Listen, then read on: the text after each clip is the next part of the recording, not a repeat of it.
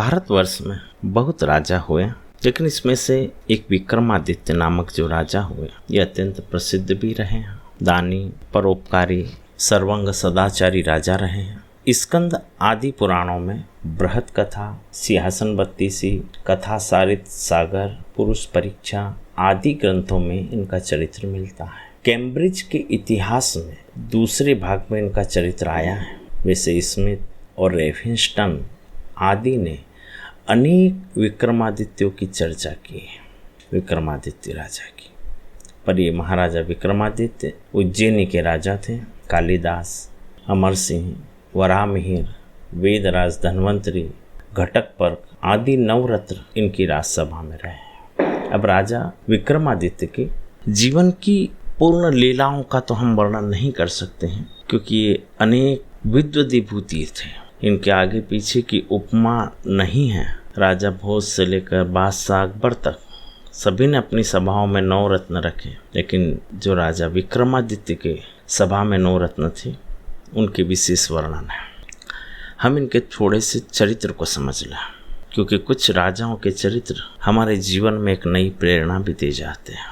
सूत जी एक बार कहते हैं शौनक ऋषियों से, चित्रकूट पर्वत के पास, प्राय जो आज के समय में बुंदेलखंड बघेलखंड में है, वहाँ एक परिहार नाम का एक राजा हुआ था।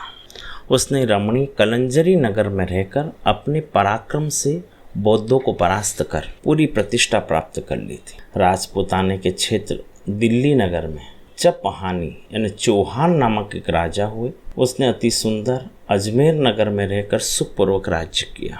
उसके राज्य में 4 वर्ण स्थित थे।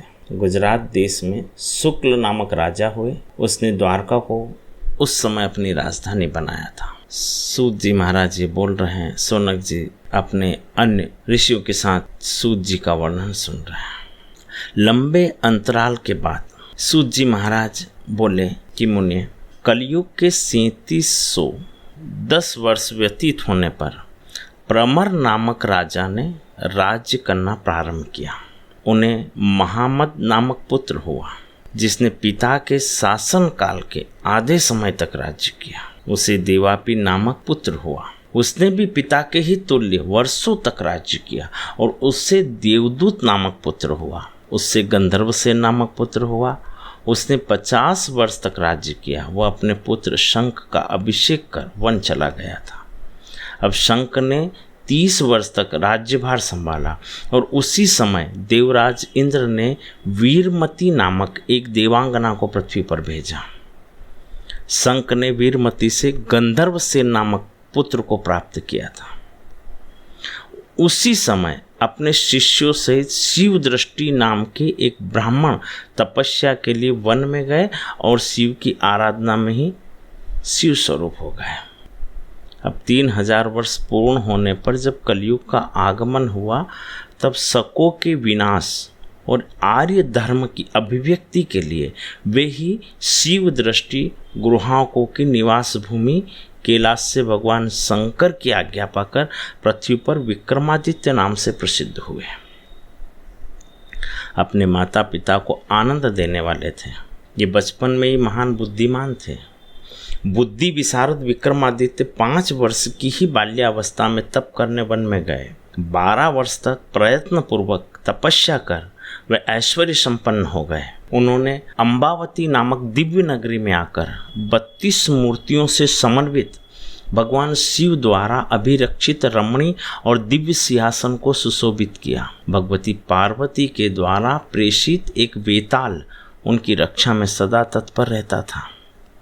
उस वीर राजा ने महाकालेश्वर में जाकर देवादिदेव महादेव की पूजा की और अनेक व्यूहों से परिपूर्ण धर्म सभा का निर्माण किया, जिसमें विविध मणियों से विभूषित अनेक धातुओं के स्तंभ थे। शौनक जी उनसे अनेक लताओं से पूर्ण पुष्पान्वित स्थान पर अपने दिव्य सिंहासन को उन्होंने स्थापित किया।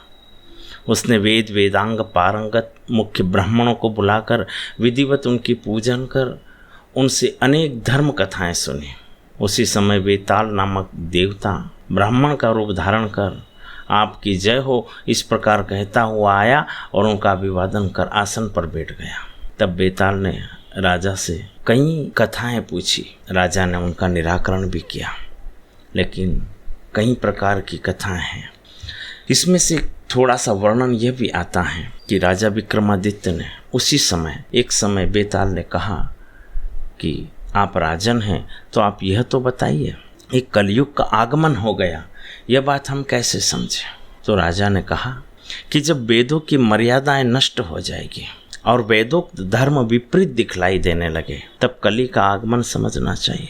कली के प्रिय मलेच्छगण कहे गए हैं, अधर्म ही जिसका मित्र है। ऐसे कली के द्वारा सभी देवताओं को अपमानित किया गया हो, तब कली का आगमन आप समझ लेना। राजन, पाप की स्त्री का नाम है असत्य, उसका पुत्र दुख कहा गया है, और दुख की स्त्री है दुर्गति, जो कलयुग में घर घर में व्याप्त रहेगी। सभी राजा क्रोध के वशीभूत हो जाएंगे तथा सभी ब्राह्मण काम के दास हो जाएंगे।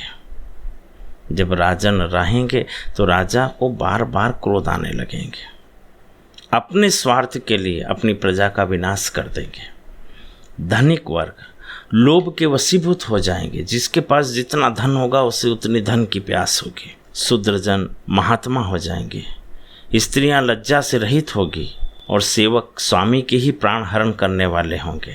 ब्राह्मण मांस और मदिरा खाने वाले, पृथ्वी शून्य तत्व हो जाएगी। ऐसी स्थिति में समझना चाहिए कि कली का आगमन हो गया है। किंतु कलयुग में फिर भी जो मनुष्य भगवान श्री हरि की शरण में जाएंगे और भगवान केशव का चिंतन करेंगे, मन में धैर्य, शांति और प्रभु भक्ति रखेंगे, वे ही आनंद से रह पाएंगे। जितनी हम चिंताओं को दूर कर सकें, जितने हम प्रभु की भक्ति में जीवन को समर्पण कर सकें, वही इस कलयुग में इस जीवन को आनंद पूर्वक विभूषित कर सकते हैं। अनेक विक्रमादित्य की कथा हैं। विक्रमादित्य ने उज्जैन में राज्य किया और मनुष्य को धर्म के साथ वेद और पुराणों का ज्ञान देकर सत्कर्म, गृहस्थ जीवन, राजपाट, संसार का चक्र आदि के बारे में बहुत उपदेश दिया।